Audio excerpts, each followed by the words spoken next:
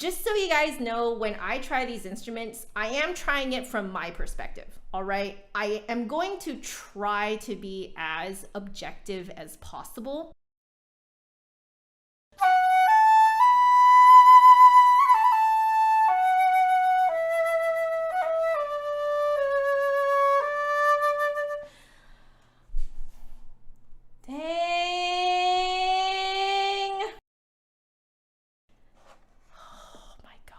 Look at that.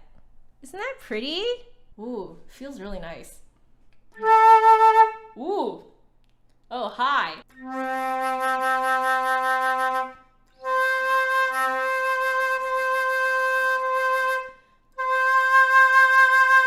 The range of motion on this flute is actually very small.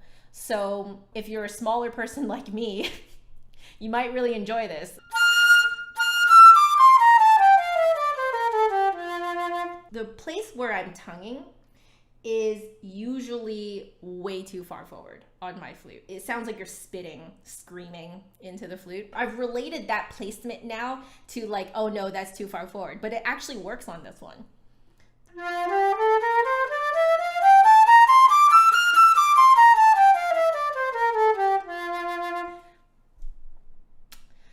Uh-oh.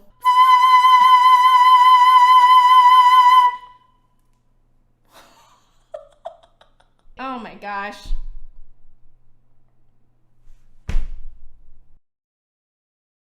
This is probably going to be super forward articulation.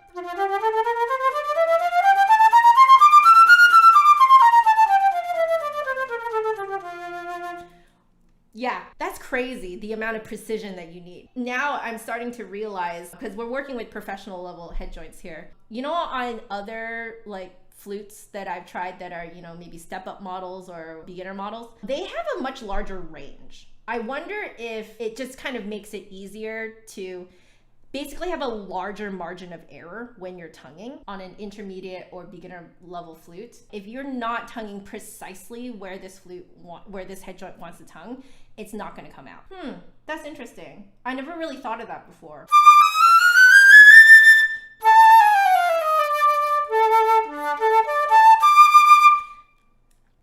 Do you guys hear how like naturally warm and thick and rich it is? I'm thinking that if you have more trouble making a rich sound than a thin shimmery sound, then you might like this, because this will start you off warmer. And then since you might be very good at creating that thinner sound, you can go kind of more in the direction of thinner.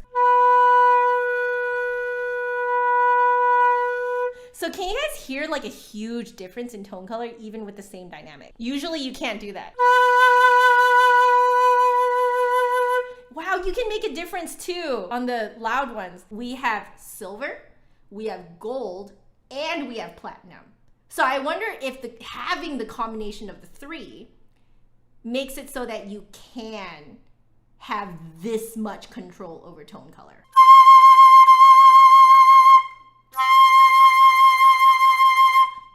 So this does not play very forward. I'm gonna guess why Grenadilla doesn't work well for me.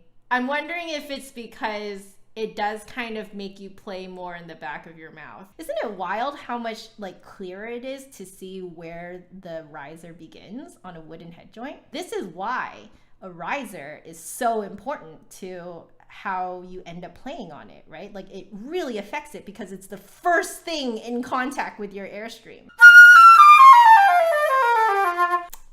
These head joints are really like color heavy, I find, in terms of like control.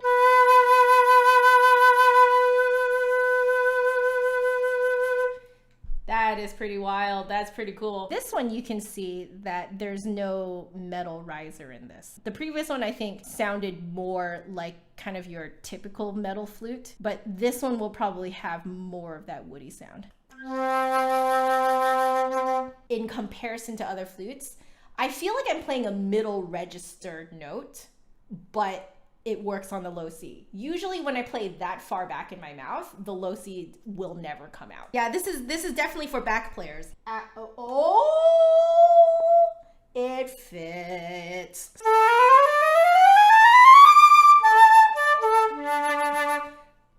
Definitely back to front playing, as you guys can hear.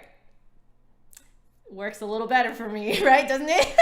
If you play on flutes and everything feels like you're overdoing the richness of it, you might like pink ivory, because pink ivory essentially takes that but hollows it out for you.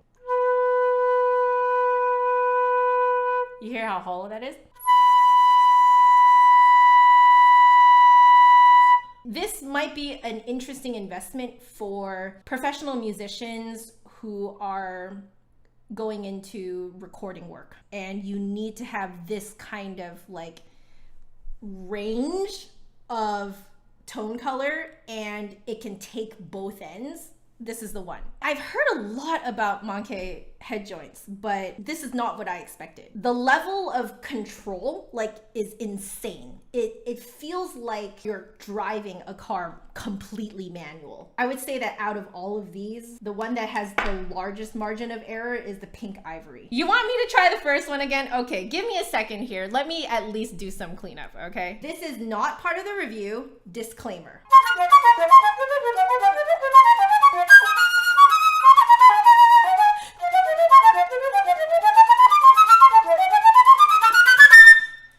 Okay, hands down, that was the best that's ever come out.